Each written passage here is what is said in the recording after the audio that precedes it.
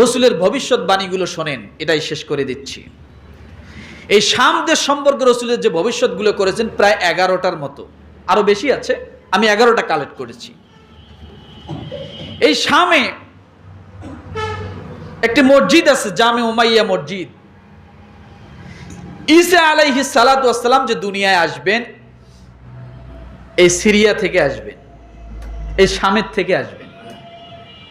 তিনি ওখানেই নামবেন আসমান থেকে, সুবহানাল্লাহ বলে। কোথা থেকে নামবেন? আসমান থেকে তিনি ওখানে নামবেন। মক্কায় না, মদিনায় না, কোথায়?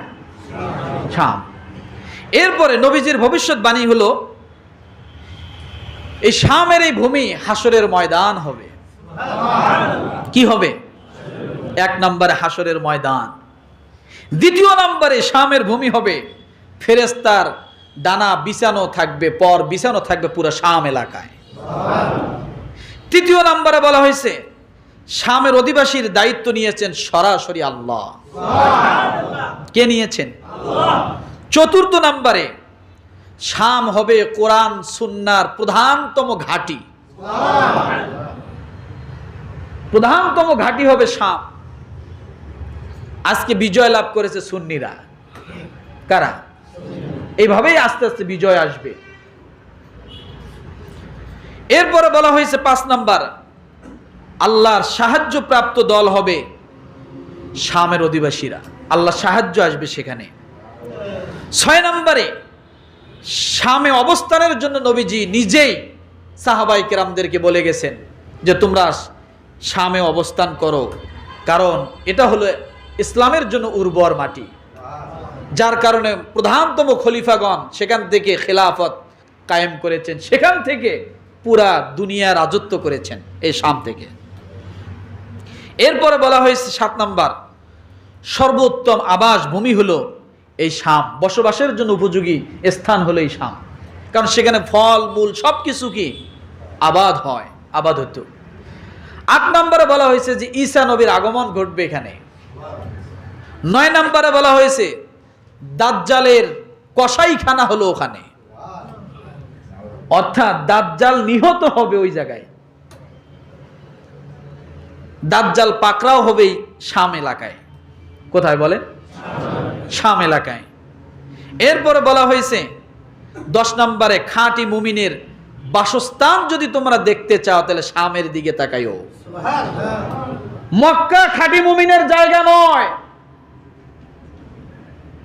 গভীর খেয়াল করুন, রাসূল এই কথা বলেন নাই, কারণ আজকের মক্কায় যা হচ্ছে তা শয়তানও এখন হাসে। নাকি ভুল বললাম? ভুল বললাম? এই আসাদের পরে এখন ধরা দরকার হলো এই সৌদিরে, এই যুবরাজরে। এ যে কত খারাপের খারাপ, এর যে কত আয়না ঘর আছে আল্লাহ জানে। কারণ প্রকৃতপক্ষে এদের ইতিহাস তাকাইলে, আমি পড়েছি ইতিহাস আমার কাছে আছে, এরা ইহুদিদের থেকে এদের বংশধর, যার কারণে আজকে সিনেমা হল খুলে যাচ্ছে, খারাপ মেয়েদেরকে দিয়ে গান বাজনা হচ্ছে, বিভিন্ন কনসার্ট হচ্ছে, মেয়েদেরকে বেপর্দা করে বাহির করতেছে, আরো অনেক কিছু প্ল্যান করছে। এগুলো সব হলো আমেরিকার থেকে তৈরি। বুঝাইতে পারছি কথা? এরপর বলা হয়েছে 11 নম্বরে কিয়ামতের নিরাপদ ফিতনা মুক্ত হবে এই শাম। কিয়ামতের আগে নিরাপদ স্থান হবে কি? আর চতুর্দিকে থাকবে ফিতনা আর ফিতনা। আসলে একটু গভীর খেয়াল করে দেখলে বোঝা যায় আমাদের বাংলাদেশেই ফিতনার অভাব নাই, নাকি? কত ফিতনা এইভাবেই, কিন্তু এগুলো সব এক সময় অবসান হয়ে যাবে, সমাধান হয়ে যাবে, শেষ হয়ে যাবে।